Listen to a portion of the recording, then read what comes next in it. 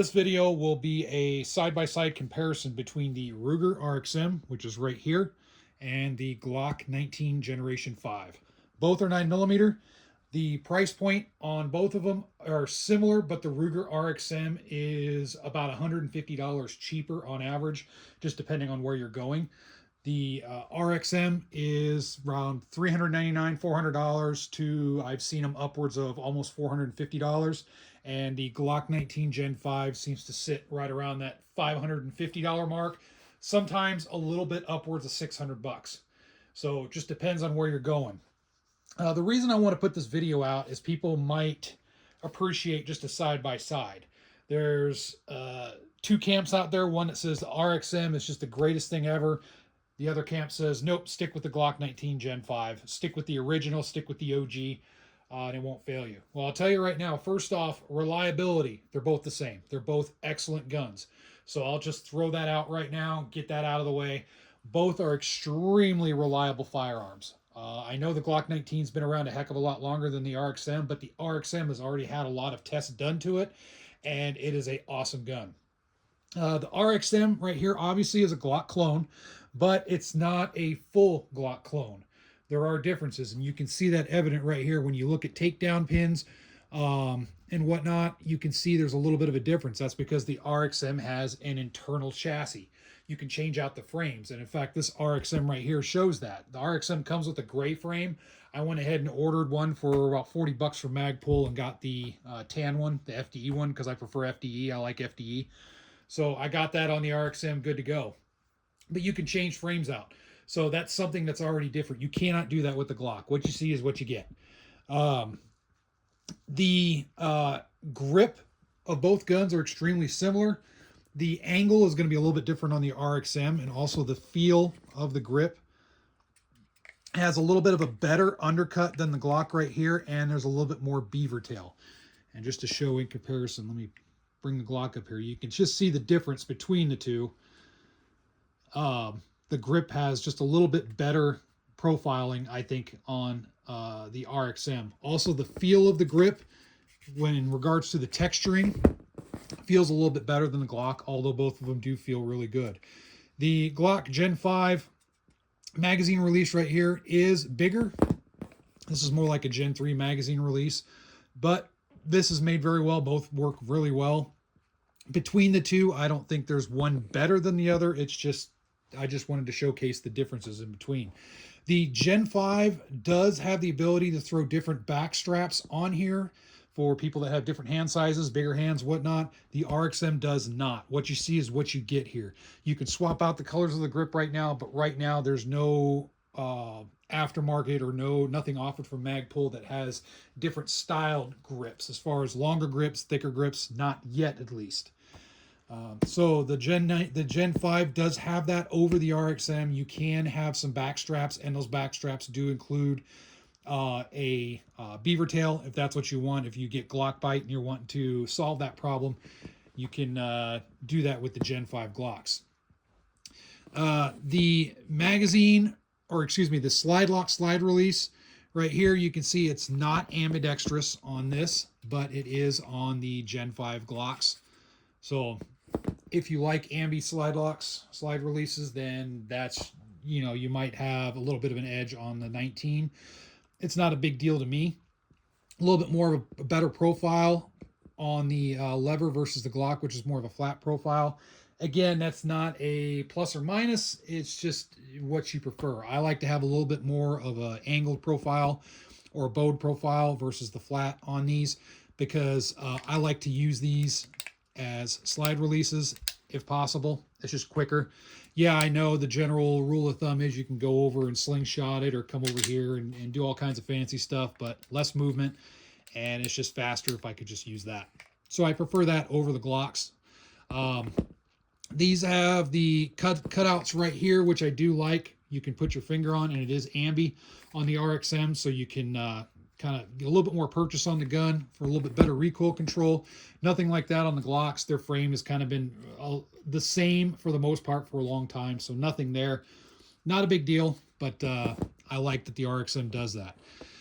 The slide serrations, they're about the same. I mean, you have the vertical standard ones on the Glock. You have angled one on the RXM. The RXM is a little bit deeper just by a touch.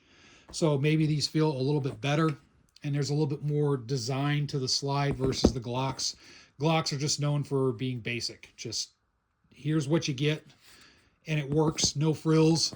That's why there's such a big popular aftermarket for Glocks, because Glocks are kind of boring when they come from the factory, but they do work.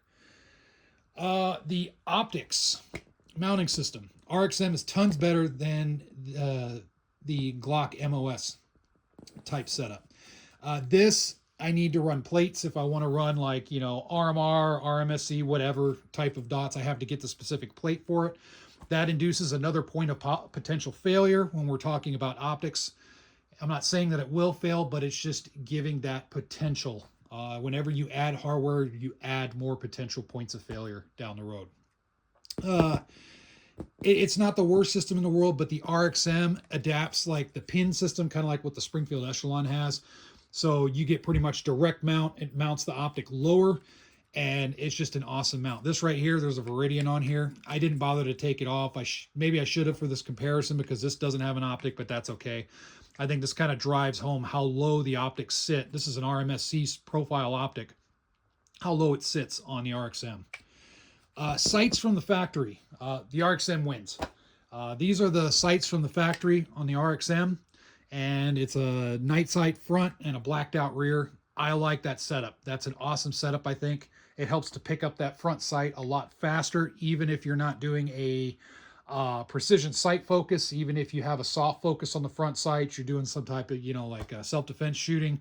I know that's training a lot these days, where you're not necessarily trying to get a hard focus on the front sight because of how your brain works in a self-defense situation. When that sympathetic nervous system kicks in, you might not be able to focus on this front sight. You're going to be more target focused, and you'll have a soft focus. Well, I like that the front sight has a more of a contrast to the flat black on the rear. I like it over the 3 dots, but the fact that they're a little bit higher too allows for a great co-witness with the optics that you put on the RXM.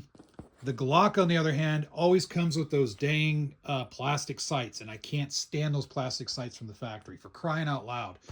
Everybody, I think, has been complaining to Glock, saying, could you get rid of those plastic sights and at least throw some solid metal ones on there, something like this, like the RXM.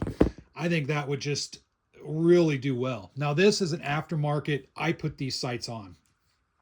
When I got this Glock, it still had the plastic sights on it.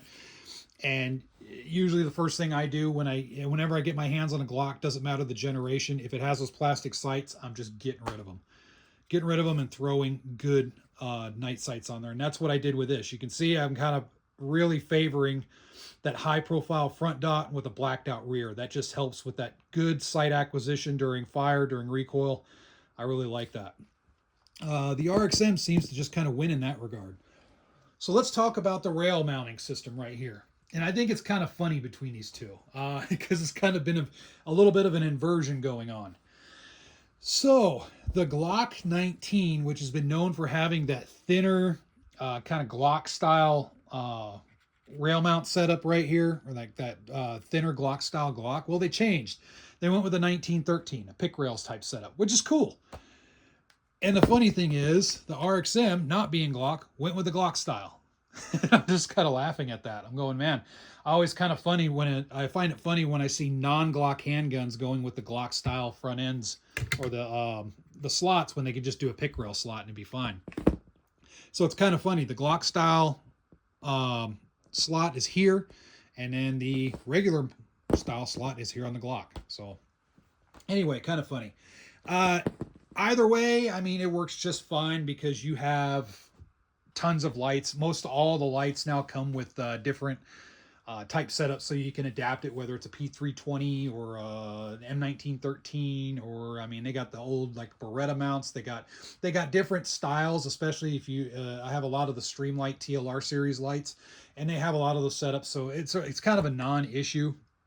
But I just wanted to showcase that. If you get the RXM, you're going to have to make sure you have that Glock style setup if you're going to throw lights on it. So handling, they're both pretty much, it's a Glock 19. Glock 19, Glock 19. Recoil impulse is pretty much the same. Manual of arms is the same. Everything's the same. Even down here on the bottom of the grip, Glock 19 Gen 5, they kind of flared out a little bit right here, kind of like a pseudo magwell, which I think is great. The RXM did the same thing. They kind of took from that playbook and said, yep, we're going to do the same thing. So inserting magazines, everything, it's pretty much the same. It's the same dang gun, just different styling, pretty much. So what it comes down to is what your budget is and what your preference is. Both are extremely well-made firearms, and they're both going to serve you extremely well. Oh, one last thing. I almost forgot. So the triggers. Standard Glock trigger, curved from the factory. The RXM, it's pretty much a standard feeling Glock trigger, but you see how it's a little bit straighter, a little bit more of a flat face feel, which translates to the trigger pull is very close. It's pretty much the same, but it seems a little bit better, just slightly better on the RXM. I'm pulling at strings here, but almost forgot to go over that. The trigger, I think, with that little bit of a flat face trigger, I do like that. So, all right, there it is. Just both guns side by side. Let me know in the comment section if I missed anything. I think I kind of hit everything. The takedown is the same as well. The big difference is if you wanted to field strip it further, you can take the fire control system out of the grip if you wanted to switch out grips, which Glocks don't have, and I already went over that. Everything else, striker system, all that stuff is pretty much the same. If I wanted to, I could swap the slides over. No problem, but I won't do that here on YouTube. So in any case, there it is. Two guns. They're both really good. Just depends on your budget and what you want to do. They both take Glock magazines and all the aftermarket Glock magazines, no problem. So you can just go nuts there. Out of the two, which one do I prefer? If I had to pick one, honestly, it's going to be the Ruger RXM, just because the features are a little bit better on it. But as you can see, the route I went is I have both, because I say if you can afford it, get both. Why not? All right. I look forward to reading your comments. Feel free to share the video, you know, all that good stuff, the standard YouTuber spiel. And until next time.